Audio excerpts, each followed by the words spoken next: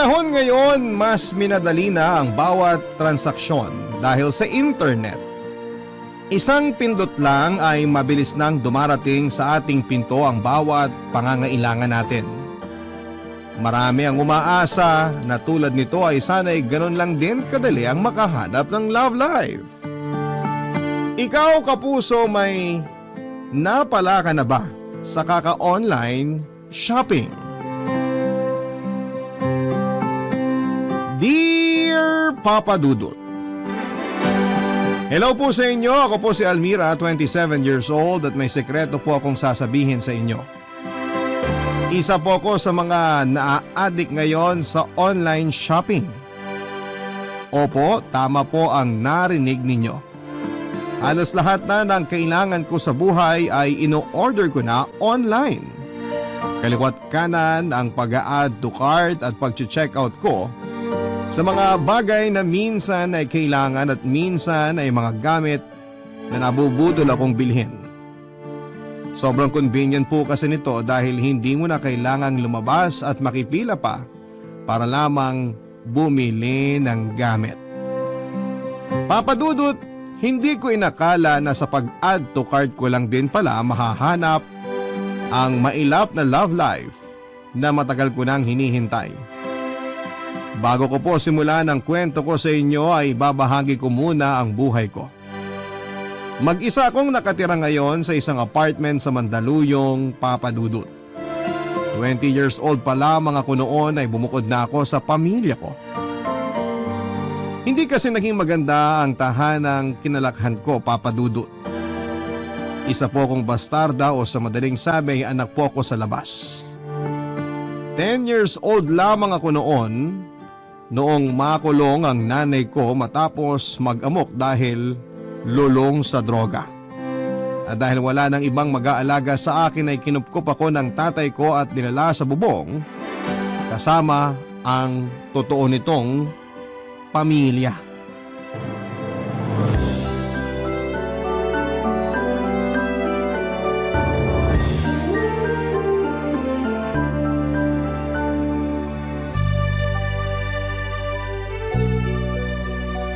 Hello, Almira. Hello po. Bakit hindi mo pa ginagalaw yung pagkain mo? Di ka ba nagugutom? Hinihintay ko po si Mama eh. Baka po umuwi na siya ngayon. Maghahati kami sa pagkain ko. Alam mo ba kung saan nagpunta ang mama mo? Kinuha po siya ng pulis kahapon eh. Inaway kasi niya yung kapitbahay namin. Sa tingin ko, matatagalan pa bago makauwi ang mama mo eh. Paano yan? Saan po ba yung presinto? Hahanapin ko na lang po siya para makauwi na siya. Hindi ganun kadali yun eh. Saka medyo malayong pinagdalan sa kanya. Makukulong po ba si Mama kasi inaway niya yung kapitbahay namin? May ginawa kasi si mama mo na hindi maganda. Kaya kailangan na doon na muna siya sa mga pulis tumira. Hindi bale, ipinagkatiwala ka naman niya sa akin. Kaya simula ngayon, ako na muna mag-aalaga sa'yo. Kaibigan ka po ba ni Mama? Kayo ba yung bagong boyfriend niya? Hindi niya ako boyfriend. Dati, oo. Pero ngayon, hindi na. Ako pala si Samuel. Kilala mo ba ako? Hindi po. Sino po ba kayo? Baka hindi pa nakukwento sa'yo ng mama mo. Ako ang papa mo, Almira. Talaga po? Paano po nangyari yun? Noon kasi, nung mga bata pa kami, ako yung boyfriend ng mama mo. Eh bakit ngayon iba na po yung boyfriend niya? Yung boyfriend niya po ngayon, lagi po akong pinapagalitan. Lagi po niya akong pinapalo. Kasi hindi nag-work yung relationship namin noon. May iba akong priority tapos si mama mo naman, may iba ng gusto kaya naghiwalay kaming dalawa. Eh paano ko po kayo naging tatay? Bago kami naghiwalay ng mama mo, buntis siya. At ikaw yung pinagbubuntis niya. Kung alam niyo palang buntis si Mama, bakit niyo po siya iniwan? Hindi ko naman gustong iwan kayo eh. Hindi na ako love ng mama mo noon. Kaya tinanggap ko na lang yun.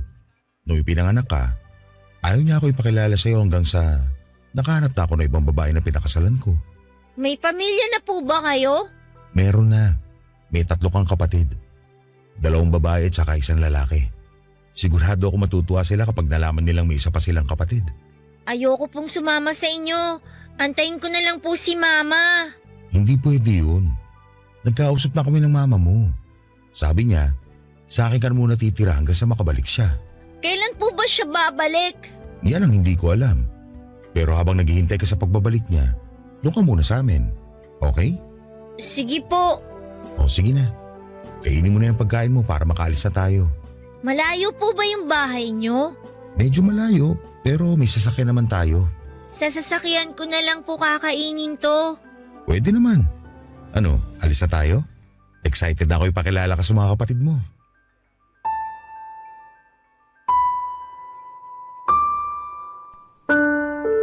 Papa Dudut, hindi na po bumalik si Mama simula ng araw na yon. Doon na po ako tumira sa pamilya ni Papa kasama ang bago kong pamilya. Kumpara sa dati naming bahay na pinagtagpi-tagping plywood at yero ay maganda at maayos ang bahay nila Papa. Akala ko noon ay gaganda na ang buhay ko simula noong lumipat ako kina Papa, yun pala ay mas lalala pa ang naging buhay ko sa kanila. Sa katunayan ay parang kahawig nga ng buhay ni Cinderella ang naging buhay ko, Papa Dudut. Meron po akong dalawang evil stepsister at isang evil stepbrother na sinamahan pa ng isang evil stepmother. Sa kanilang lahat ay si Papa lang ang masaya sa pagiging parte ko ng pamilya nila. The rest ay itinuring na akong sampid na parang peste sa kanilang pamamahay. Tuwing nasa trabaho si Papa ay ginagawa akong katulong ng stepmom ko. Ako ang naglalaba ng mga damit nila, ako ang nagluluto ng pagkain nila at tagahugas at tagalinis ng buong bahay. At puro ako lamang yon, Papa Dudut. Okay lang naman sa akin dapat yon dahil nasanay na akong magbanat ng buto kahit bata pa lamang ako dahil wala rin namang kwenta ang mama ko noon. Ako na ang bumubuhay sa sarili ko kaya sanay na ako sa mabibigat na mga gawain. Ang hindi ko lang kinaya ay ang panlalait nila sa akin. Inaalila nila ako at itinuturing na mababa pa sa pinakababang uri ng insekto. Lahat ng yon ay sinolo ko na lamang habang tumatanda ako. Alam ko naman kasi kung saan ako lulugar, Papa Dudut. Anak lamang ako sa labas. At wala akong karapatang magreklamo dahil nakikitira lamang ako sa kanila. Ayoko na sa aking magsimula ang gulo dahil mabait ang tatay ko at ayokong sirain ang pamilya niya. Kaya naman sa pagtanda ko ay sinanay ko na ang sarili ko sa pang-aalipusta sa akin ng step family ko, Papa Dudut.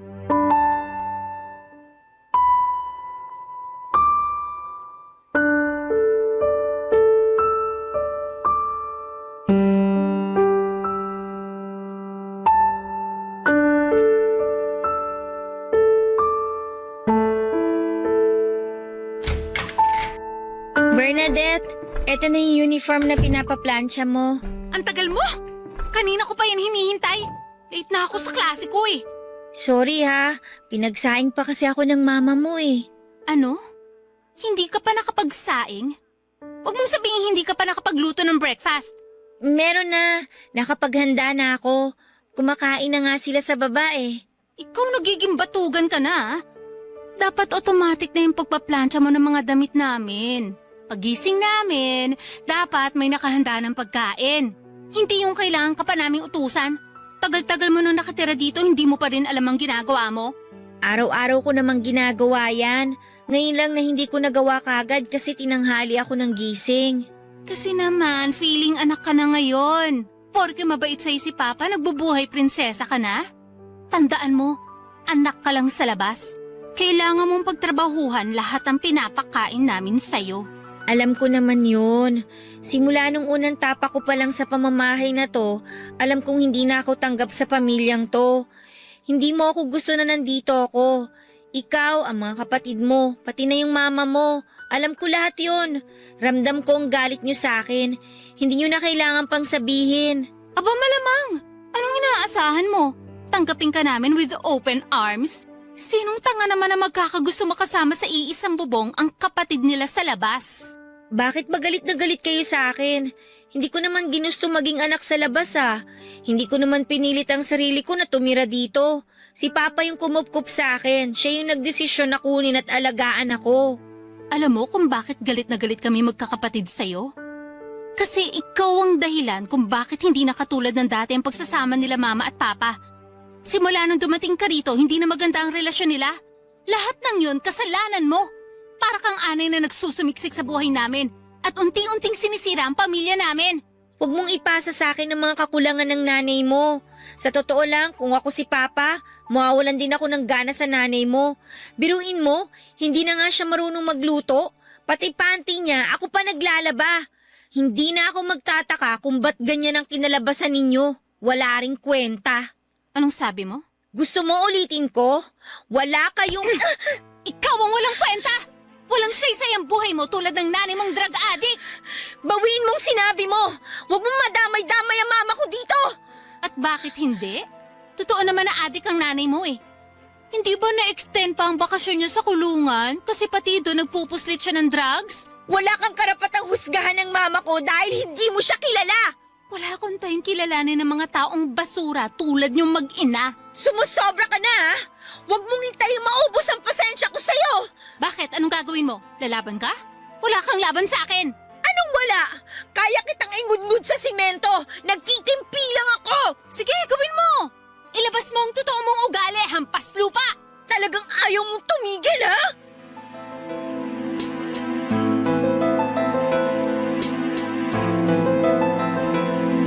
Papadudot na uwi sa sabunutan ng tagpong yon at simula ng araw na yon ay naisip kong kailangan ko nang umalis sa malaimpyernong bahay na yon. Alam kong matagal na nila akong gustong palayasin doon kaya lagi nila akong sinusubukan. Ang hindi nila alam ay mas mahaba pa sa Great Wall of China ang pasensya ko.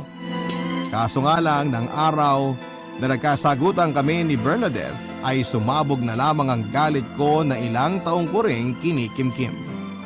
Nadismaya sa akin si Papa noong nalaman niyang basagang bibig ni Bernadette dahil sinuntok ko ito. Pinagkaisahan ako noon, Papa Dudut, kaya ang ginawa ko simula ng araw na yon ay naghanap na ako ng trabaho at nag-ipon ako ng pera. Wala po akong tinapos. Hindi ako nakapag-aral dahil mas priority noon ni Papa ang 3 kong kapatid. Naiintindihan ko naman siya at wala akong sama ng loob sa kanya. Malaki na ang pasasalamat ko sa pag-aruga niya sa akin noon. Kahit gusto ko pa noong makasama si Papa, ay nagpaubaya na lamang ako. Nang makaipon ay umalis ako sa kanilang poder at nagpakalayo-layo na. Wala mang pinag-aralan na isinikap kong buhay ng sarili ko ng mag-isa. Kung saan-saan ako nag-work at tumira para lamang buhayin ang sarili ko. Mahirap ang simula ng pagiging independent ko, Papa Dudut, pero masaya ako. Nasa wakas ay nakalaya na ako mula sa pang-aabuso ng mga taong inakala ko noon ay magiging pamilya ko na. Barangay Love Stories. Barangay Love Stories. Papa Dudut, sa paglayo ko mula sa mga taong umaruga sa akin ay doon ko lang napagtanto na sobrang hirap palang mamuhay mag-isa. 20 years old lamang ako noon, pagod ang kapalit ng pagkakaroon ng kalayaan para mabuhay ay kailangan ding kumayod. Pero kahit na ganoon ang nangyari ay wala akong pinagsisisihan sa naging desisyon ko. Ganon na nga po ang ginawa ko, Papa Dudut. Mas gugustuhin ko pa ang araw-araw na mapagod sa kakatrabaho kesa magpakapagod para sa mga taong kailanman ay hindi naman ako itinuring na kamag-anak. Hirap man ay sinubukan kong tumayo sa mga sarili kong paa for 5 years ay hinarap ko ang mundo ng mag-isa. Kung saan-saang trabaho ako lumipat hanggang sa makapasok ako sa pag-call center. Doon na po nagsimulang magkaroon ng balance ang buhay ko. Doon na nagsimulang umayos ang bawat araw ko. Papadudod sinanay ko ang sarili ko na huwag mag-depend sa ibang tao. Bawat pangangailangan ko ay ako ang nagpo-provide. Bawat problemang dumarating ay ako mismo ang nagbibigay ng solusyon. Total ay nakasanayan ko naman na simula bata pa lamang ako, ay maasahan ko na ang sarili ko at hindi na bago sa akin ang ganong klase ng setup.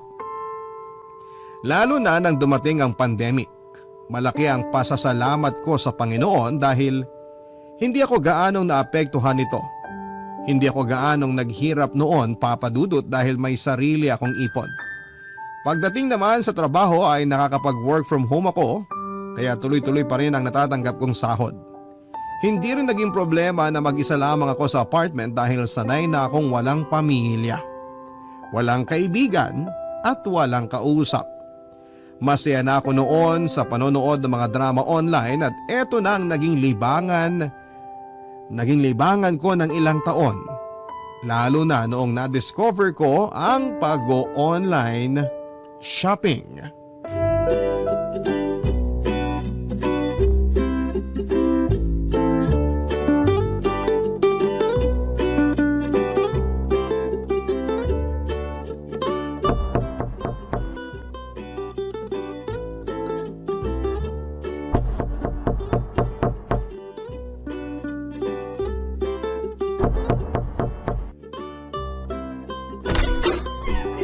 Sorry kuya ha, naka-headset kasi ako hindi ko narinig yung katok nyo. Okay lang ma'am. Ito po yung parcel nyo. Salamat. Next time, pwede nyong iwan na lang dun sa guard para hindi na kayo umakyat pa dito. Total, bayad na naman yung mga ino-order ko. Wala yun ma'am. Kung kasing ganda nyo rin lang naman ang aakyatin ko, walang problema kahit araw-araw pa. Lo, si kuya oh. Ma'am, pwede po bang makahingi ng pabor? Hihingi sana ako ng tubig. Kanina pa ako uhaw eh. Ah, sige, wait lang. Dito ka lang ha, kukuha lang ako ng tubig sa loob.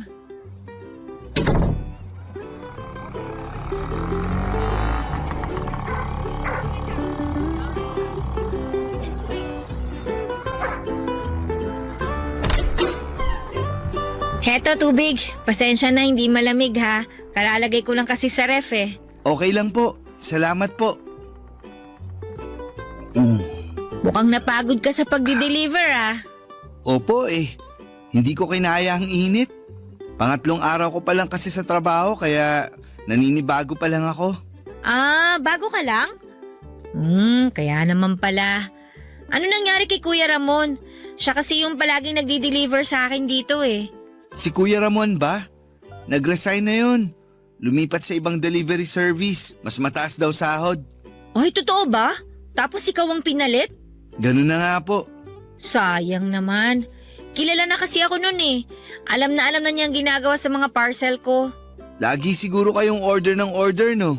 Kaya pati delivery rider, kilala na kayo. Oo, since nung pandemic, nasanay na ako na dinideliver lahat ng pinamimili ko. Bawas hassle din kasi tsaka alam mo na, may virus pa kaya mas mabuti na yung maingat. Tama po kayo dyan. So, simula ngayon, ikaw na magdi-deliver sa mga parcel ko? Opo ma'am, dito sa area nyo ako nakatoka. Eh di ikaw na ang palagi kong makikita niyan.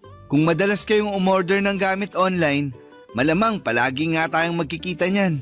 Mas mabuti siguro kung magpakilala na ako sa inyo. Rex pala pangalan ko. Oo, alam ko na yan. Nabasa ko na sa notification message nung app yung pangalan mo. Ako nga pala si Almira. Almira, ganda ng pangalan nyo ah. Sinunod yan sa pangalan ng lolo at lola ko. Alejandro tsaka Casimira, kaya naging Almira. Galing naman. Ako, Rex lang. Tinamad siguro si nanay na pangalanan ako kaya Rex na lang. As in? Walang second name? Rex lang talaga? Wala. 3 letra lang. Mas madaling isulat. Nakakainggit naman. Ako nga Almira Joy tapos ang haba pa ng last name ko. At least, bagay naman sa'yo yung pangalan mo. Kasing ganda mo. Ikaw baguhan ka pa lang pero nang haharot ka na ng customer Nagsasabi lang po ng totoo. Siya, sige na, may work pa ako. Ah, eto po yung baso. Salamat sa tubig.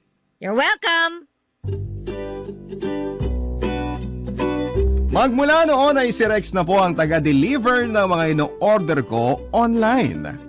Sa halip na iwan sa guard ng mga parcel ko tulad ng utos ko ay mas pinipili pa rin ni Rex na dalhin ito mismo sa apartment ko.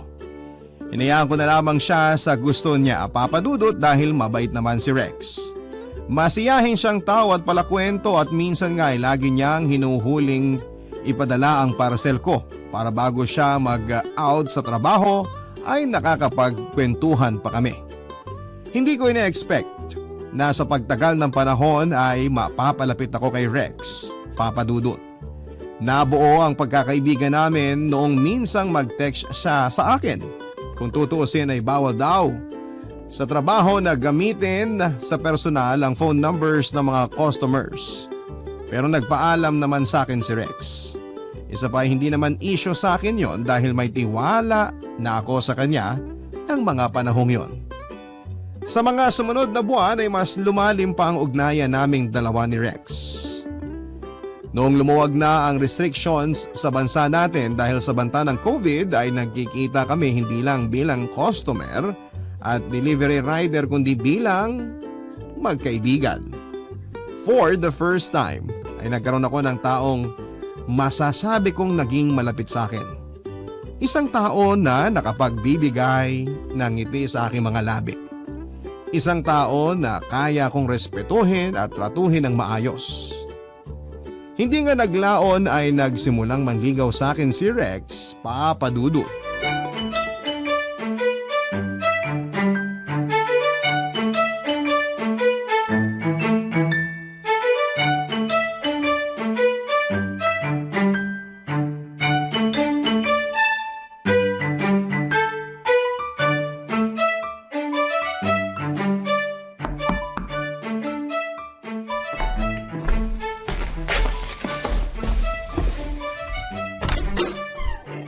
Oh, Rex! Anong ginagawa mo dito? Teka, may parcel ba ako? Parang wala naman akong in-order ah. Wala, pero may nagpadala ng regalo para sa'yo. Ha? Halika, pasok ka. Upo ka muna. Delivery galing kanino? Ewan ko, baka galing sa admirer mo. Sino naman? Eto, check mo. Naka-paper bag pa talaga ah. Ano bang meron ngayon? Tingnan mo, sa sobrang kabisihan mo, hindi mo na alam kung anong kaganapan ngayon. Bakit? May ganap ba? Valentine's Day kaya ngayon. Talaga ba? Hindi ako aware ah. Wala naman kasi akong love life eh. Oh, check mo na kung kanino galing yan. Ano ba naman ito? Chocolate tsaka plastic rose? Galing sa'yo? Sa akin ba? Ano bang nakalagay dyan? Rex, galing nga sa'yo. Happy Valentine's Day! Hala, thank you ah. Pasensya na sa plastic na bulaklak. Ang mahal ng bouquet ngayon eh. Hindi pasok sa budget. Okay lang. Ngayon lang ako nakatanggap ng ganito. Thank you ah. Walang anuman. Alam mo naman na siguro kung anong ibig sabihin yan. Ang alin? Chocolates and flower? Ano ba ibig sabihin nun? Almira, gusto sana kitang ligawan. Kaya kita binigyan ng regalo ngayong Valentine's Day kasi gusto kong malaman mo ang nararamdaman ko para sa'yo. Gusto kita. Ako talaga? Bakit ako? Bakit naman hindi? Napakabait mong tao. Masaya ako tuwing magkasama tayo. Tuwing nag-uusap tayo. Gusto kitang ligawan, Almira. Hala! Ano ba? Ganito kasi Rex. Parang parang hindi pa ako ready magkaroon ng boyfriend sa ngayon eh. Ipinapaalam ko lang naman sa'yo kung ano yung nararamdaman ko eh. At kung ano ang plano kong gawin. Kung hindi ka pa ready ngayon, kaya ko namang maghintay. Love is patient, sabi nga nila, di ba? Salamat. Hindi pa talaga ako sanay sa ganito eh. Lumaki ako na palaging mag-isa lang, yung walang kasama sa buhay. First time lang na magkaroon ako ng kaibigang katulad mo. Sobrang laking adjustment yun para sa akin, kaya yung relationship na gusto mo mangyari ngayon, baka hindi ko pa maibigay. Naiintindihan ko naman. Hindi kita minamadali. Basta ang hiling ko lang, hayaan mong ligawan kita. Kung ayaw mo, sabihin mo lang sa akin. Hindi naman sa ayaw ko. Gusto ko lang na kilalanin pa natin ng isa't isa ng mas malalim pa. Kung okay lang sa'yo. Okay na okay. At least hindi ako nabasted. Ibig sabihin, may chance pa ako. Ikaw talaga? Halika na nga, tikman na natin itong binili mong chocolate. Huwag kang masyadong mag-expect ha. Mumurain lang yan. Chocolate is chocolate, no? Sandali lang ha, may soft drinks pa yata ako sa ref. Diyan ka lang, maghahanda ako na makakain natin. Sige, dito lang ako.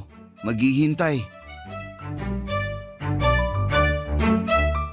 Almost a year na noon simula nang magkakilala kami ni Rex bago niya ako sinimulang ligawan. Kaya alam na alam ko na ang ugali niya, Papa Dudut. Ganon pa man ay hindi pa rin ako nagpadalos-dalos. Umabot pa noon ng ilang buwan ang panliligaw niya sa akin bago ko siya tuluyang sinagot. Aaminin ko na medyo nahirapan akong papasukin sa buhay ko si Rex dahil nasanay na ako na maging loner. Mula bata hanggang sa pagtanda ay mag-isa lamang ako. Kaya ang pagdating ni Rex sa buhay ko ay bago lamang para sa akin. Papadudot lahat kasi ng taong dumarating sa buhay ko ay hindi ako binigyan ng magandang trato. Nauna na ang mama ko na pinabayaan lamang ako kapalit ng ipinagbabawal na gamot. Sumunod naman ang papa ko at ang pamilya niya na inalila naman ako mula pagkabata. Kaya nga mas ginusto ko na lamang maging mapag-isa para wala ng problema. Kaso nga lang nagbago ang tingin ko sa mundo sa pagdating ni Rex.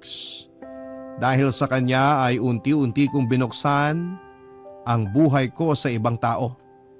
Pinapasok ko siya sa puso ko dahil sa mga taong pinagsamahan namin. Napatunayan kong totoo at tunay ang pagmamahal niya sa akin, Papa Dudut.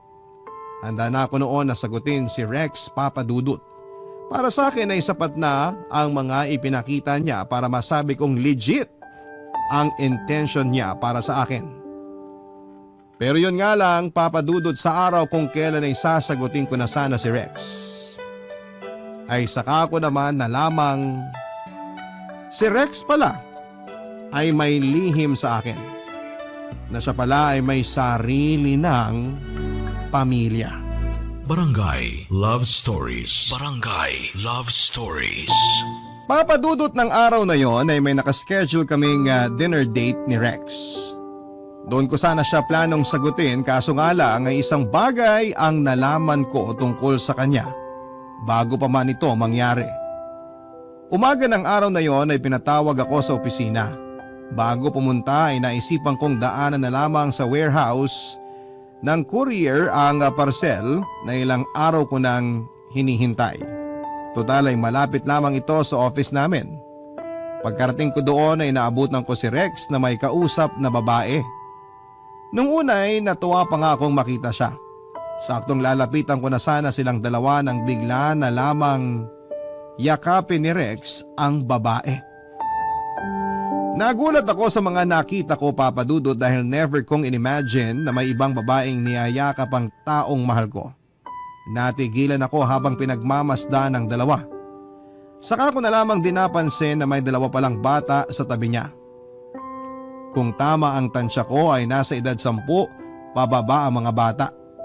Pagkatapos yakapin ang babae bago umalis ang babae ay nag-abot pa sa kanya si Rex ng pera. Papadudot may asawa at pamilya na si Rex. Ito ang naging pagkakaintindi ko sa mga nakita ko. Kung ano-ano na mga pumasok sa isipan ko noon, walang nabanggit sa akin si Rex na may pamilya na pala siya. Kung sa bagay, hindi naman talaga yon sasabihin ng isang taong manloloko. Nakakainis dahil tama nga ang sinabi ko na lahat ng taong minahal ko ay sasaktan lamang ako sa bandang huli. Hindi ko naman naisip na meron na palang pamilya si Rex dahil maging sa Facebook niya ay never naman siyang nag-post ng tungkol sa pagkakaroon niya ng pamilya. Hindi na ako nagpakita kay Rex ng araw na yon at sa halip ay dumiretso na ako sa loob ng warehouse para kunin ang parcel ko. Pero kahit anong iwas ang ginawa ko ay nakita pa rin ako ni Rex, Papa Dudut.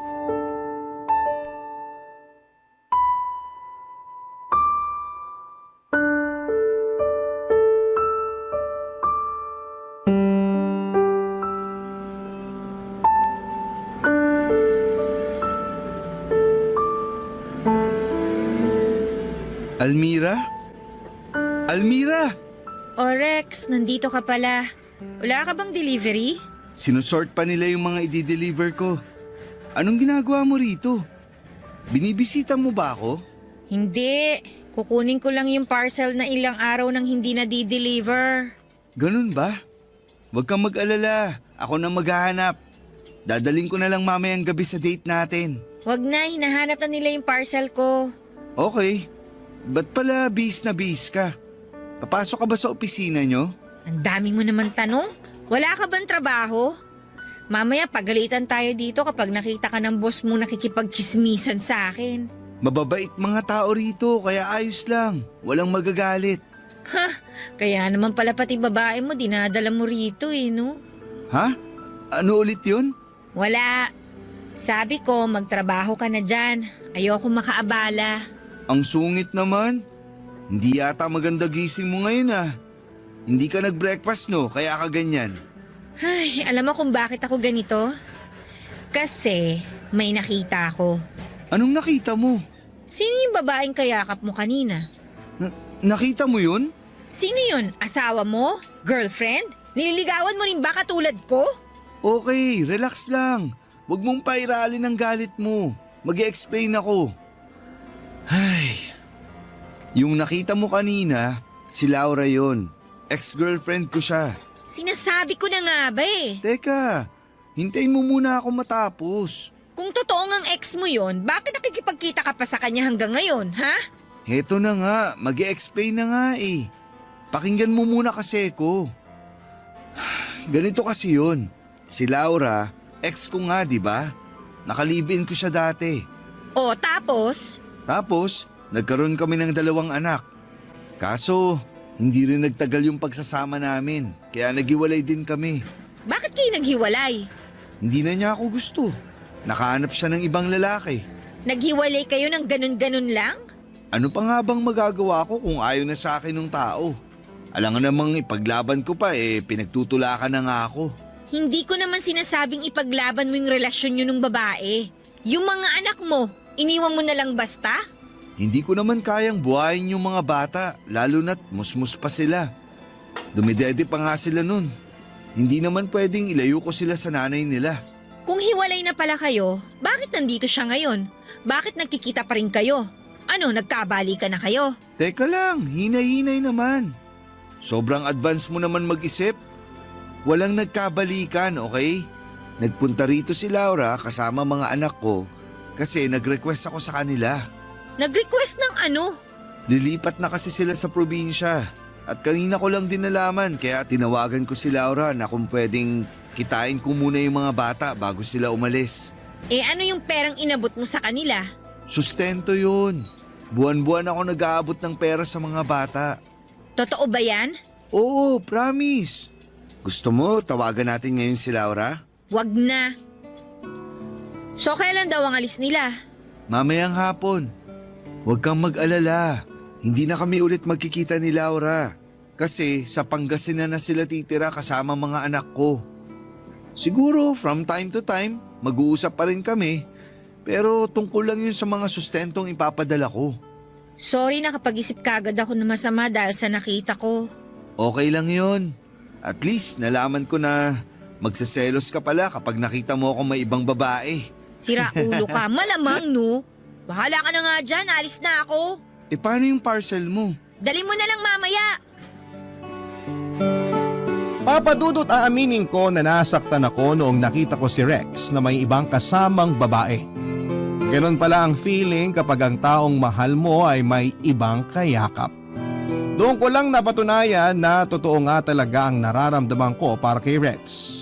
Sobrang laki na ng parte nito sa buhay ko kaya hindi ko na siya pwedeng pakawalan. Nang araw na yon ay tinuloy namin ang date naming dalawa. Doon ay humingi siya ng tawa dahil hindi niya kaagad nasabi na may mga anak na pala siya. Hindi niya kasi alam kung papaano niya ito sasabihin sa akin at inintindi ko na lamang siya, Papa Dudut. Kahit nagkaroon kami ng kaunting misunderstanding ay sinagot ko pa rin siya ng gabing yon. Patungkol naman sa ex ni Rex na si Laura ay napag-usapan na namin ito ng maayos. Wala na talaga silang ugnayang dalawa pa maliban sa mga updates at sustento patungkol sa kanilang anak. Hindi ko naman na ito ginawa ng issue pa, Papa Dudut, dahil malaki ang tiwala ko kay Rex. Isa pa, sa halip na si Rex ay ako na mismo ang kinokontak ni Laura kapag nagbibigay siya ng balita sa mga anak nila. Tiwala ang namagitan sa aming magkasintahan kung kaya ay umabot kami ng 3 taon. Last year lang ay tumira na kami ni Rex sa isang bubong, Papa Dudut. Sa pagsasama namin sa isang bahay ay mas nakilala pa namin ang isa't isa. At doon nga ay mas tumibay pa ang pagsasama naming dalawa.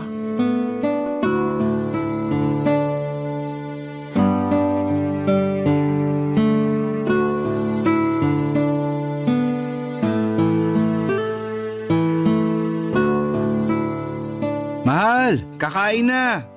Heto na, saglit lang. San ka ba galing? Kanina pa kita iniintay. Gusto ko sabay tayo kumain bago ako pumasok sa trabaho.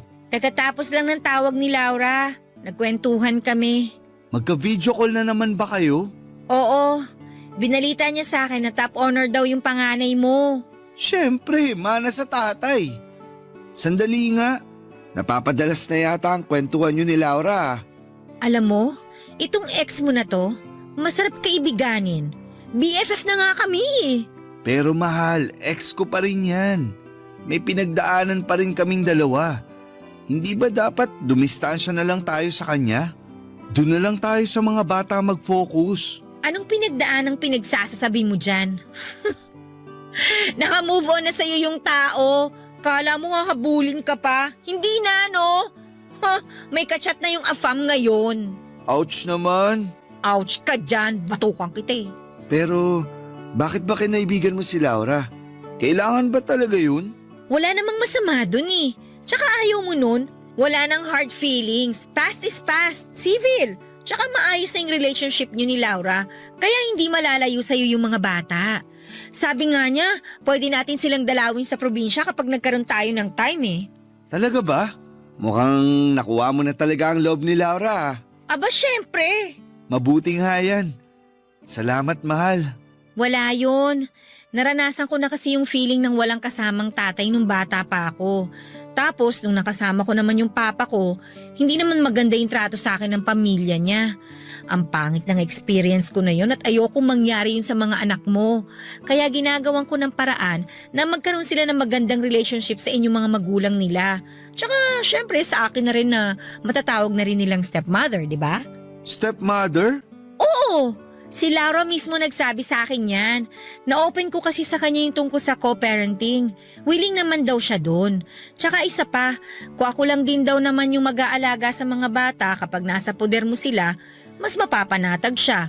Pwede raw akong tumayo bilang second mom nila. Akalain mo yun? Ganun na kalalim ang pagkakaibigan yung dalawa? Kapag open-minded kasi ang isang tao, hindi imposibleng mangyari yun. Kung titingnan mo nga naman, ako na girlfriend mo at ang ex mo magkaibigan, parang hirap paniwalaan no? Pero kung pareho namang totoo at tama yung ugnayan ninyo, hindi malabo mangyari yun. Tutal, napag-usapan na natin ang tungkol sa pagiging magulang. Anong plano mo? Ayaw mo pa bang maging nanay ng magiging anak natin? Hoy, nagmamadali! Enjoyin muna natin yung current life natin. Bata pa naman tayo eh. May time pa tayo para gawin yung mga gusto nating gawin. May oras pa tayo para abutin yung mga pangarap na gusto nating abutin. Para nang sa ganun, kapag feeling na natin na accomplished na tayo, tsaka na tayo mag-settle down. Okay, desisyon mo yan. Ikaw ang masusunod. Pero kapag nagkaanak tayo, anong gusto mo? Babae o lalaki? Ano nga ba? Parang mas gusto ko ng babae. Mas madaling alagaan, madaling turuan, tahimik tsaka hindi magulo. Ikaw, anong tingin mo? Ako, gusto ko naman ng lalaki. May 2 babae na ako eh. Kahit ano, pwede sa akin. Masaya na ako kung ano man or ilan man ang magiging anak natin. Pero sa ngayon, huwag mo na yan ang isipin mo. Masyado kang advance eh. Ang problemahin natin, itong ulam natin na malamig na. Sandali nga, initin ko muna. Ikaw kasi, dami mong kwento eh. Eto na, iinitin na po. Papadudot kong noon ay nasanay akong mag-isa lamang, ngayon ay may kasama na ako sa buhay, walang iba kundi si Rex. Maliban sa kanya ay nagkaroon din ako ng mapagkakatiwalaang kaibigan sa katauhan ni Laura na hindi ko inaasahang mapapalapit sa akin. Masaya po ako na may kasanggana ako sa buhay, meron na akong makakapitan at may tao nang nagpapasaya at nag-aalaga sa akin. Hanggang ngayon ay patuloy pa rin sa pagiging delivery rider si Rex sa mas lumalaki pang industriya ng online shopping. Samantala patuloy naman po ako sa pagbawi ng mga bagay na hindi ko naranasan noong bata pa lamang ako. Wala pa sa isip namin ni Rex ang magpakasal at bumuo ng pamilya. Gusto ko kasing enjoy na muna ang pagiging malaya ko mula sa karahasan at kahirapan. Samantala nagpatuloy ang co-parenting nila Laura at Rex sa kanilang anak. Kapag may time ay nagpabakasyon kami sa probinsya nila. Minsan naman ay sina Laura ang dumadalaw para iwan sa amin ang mga bata kapag wala silang pasok. Papadudot, eto na po. Dito ko na po tinatapos ang sulat ko. Nagsimula man sa hirap ang buhay ko. Umayos naman po ito kalaunan sa pamamagitan ng pagpupursige. Hangad ko'y marami kayong natutunan sa naging kwento ng buhay ko at sana ay maging motivation din po ito sa bawat tagapakinig. Maraming salamat po sa inyo, Papa Dudut, at magandang tanghali. Ang inyong forever kapuso at kabarangay, Almira. Nagustuhan ng iyong napakinggan? Ituloy yan via live stream sa www.gmanetwork.com/radio. Barangay LS 97.1